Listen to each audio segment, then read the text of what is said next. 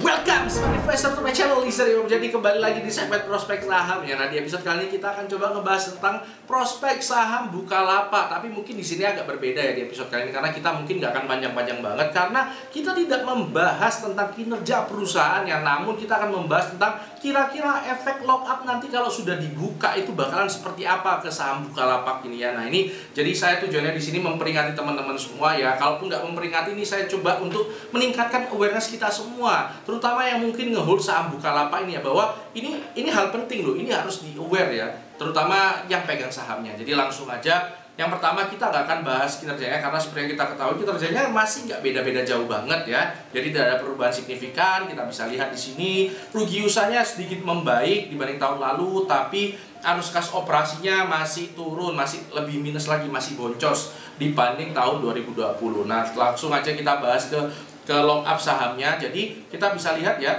di sini nih ada kurang lebih sekitar 58 pemilik saham dari Bukalapak, termasuk juga dengan masyarakat, karyawan program ESA sama program ESOP ya. Jadi pertanyaannya adalah seberapa besar sih kira-kira yang di lock up, dan kira-kira yang beredar di market ini seberapa besar. Jadi kita bisa ngebayangin tentang efeknya nanti kalau di unlock ya, kalau lock upnya selesai. Nah, secara hitung-hitungan kita bisa tahu ya bahwa ada 33 pemilik saham, mulai dari Pak Ahmad Zaki ya sampai ke 33 ini karyawan, itu pegang wajib lock up selama 8 bulan ini ya, 8 bulan. Nah, kalau misalnya yang sisanya ada 22 ini megang saham lock up sukarela, yang di lock up itu cuma 90%, 10%-nya bisa dijual. Nah, itu totalnya kurang lebih ada sekitar, ya ini kalau saya hitung-hitung, intinya adalah yang nggak di lock up itu ada sekitar 2,8 miliar saham. Ini kurang lebih sekitar 2%, 3%-an. Nah, kalau misalnya kita lihat susunannya tadi, kita bisa tahu ya bahwa yang beredar di market itu berapa. Karyawan ini juga di lock up sih, ESOP ESA ini, program ESA ini 0,01% itu juga di lock up, tapi cuma 3 bulan, jadi harusnya ini udah beredar.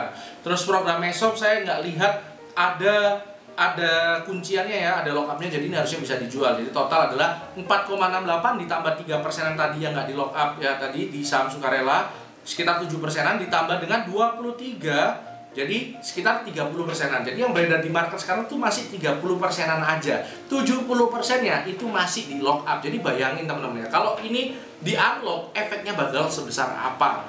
Kurang lebih seperti itu ya. Nah, sekarang masalahnya unlocknya itu terjadinya kapan? Unlocknya itu adalah 8 bulan setelah masa penawaran umum efektif ya. Jadi kalau kita lihat di sini, penawaran umumnya itu ada di 27 Juli sampai 30 Juli. Jadi harusnya paling lambat itu April itu sudah unlock ya. Nah, ini saya ngebayangin efeknya bakal seperti apa. Kalau logika saya, kalau misalnya supply-nya jauh lebih tinggi, itu harga bakal turun ya. Nah, itu analogi saya ya, mana tahu bisa salah, makanya saya di sini konfirmasi lagi juga di sumber yang lain. Di sumber yang lain saya pakai Tokopedia Kamus Keuangan ya. Apa efeknya kalau saham di lock up? Jadi dapat berakhir dengan penurunan harga saham seiring dengan periode lock up yang berakhir. Jadi dikarenakan membanjirnya saham yang dijual atau hanya antisipasi saja. Kemudian juga saya konfirmasi lagi dengan sumber yang lain, yaitu dari Republika. Kita bisa lihat menjelang lock up saham berakhir, trader sering mengantisipasi penurunan harga karena saham yang beredar di pasar semakin banyak. Artinya apa? Artinya kalaupun memang para pemegang saham yang di lock up ini nggak jualan, market itu sudah mengantisipasi, seenggaknya was-was aja karena mau turun, karena ada yang mau jualan, itu sendiri bisa menyebabkan turun. Nggak usah beneran dijual, tapi antisipasinya aja bisa membuat turun.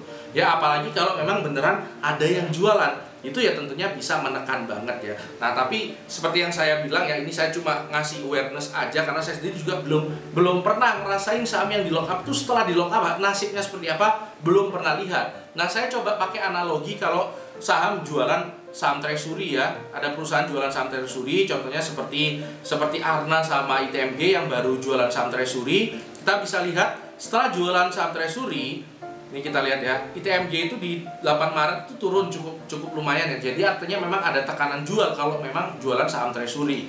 Kalau Arna juga sama, ada tekanan jual setelah jualan saham treasury. Artinya apa? Ya kemungkinan besar ya bisa kayak gitu juga. Ada penjualan saham-saham di lock up tadi itu bisa bikin turun juga, kemungkinan besar juga bisa. Cuma kalau bedanya sama Arna sama ITMG, ini kan mungkin kalau saham treasury yang dijual kan nggak banyak-banyak banget ya, tapi saham yang tadi di lock up kalau dijual itu bisa nyampe 70%-an. Itu efeknya yang saya mungkin nggak bisa bayangkan bakal seperti apa. Jadi mungkin ini juga bisa salah ya, bisa salah, bisa benar, karena saya juga belum pernah ngalami. Tapi saya coba ngitung nih ya, kalau misalnya saham-saham yang di lock up ini memang mau dijual, apakah sudah untung? Kalau memang nanti pada saat unlock langsung dijual, untung nggak sih kira-kira? Nah, saya akan coba ya. Lihat, ini adalah hitung-hitungan dasar aja ya. Kita lihat sebelum IPO book value dari Bukalapak itu adalah 22. Artinya kalau di 258 aja dijual, untungnya kurang lebih sudah sekitar 12 kali, 11 kali, 12 kalian ya.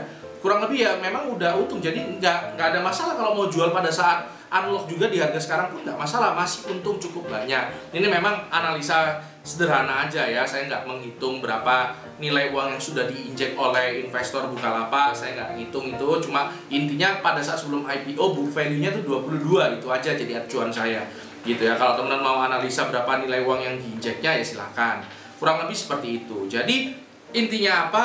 Intinya di sini saya bukannya mau ngepom-pom, bukannya mau nakut-nakutin ya, fearmonger ya, tapi di sini saya lebih meningkatkan awareness semua. At least saya sendiri juga nggak akan beli buka kok, jadi saya nggak ada kepentingan untuk nakut-nakuti ya.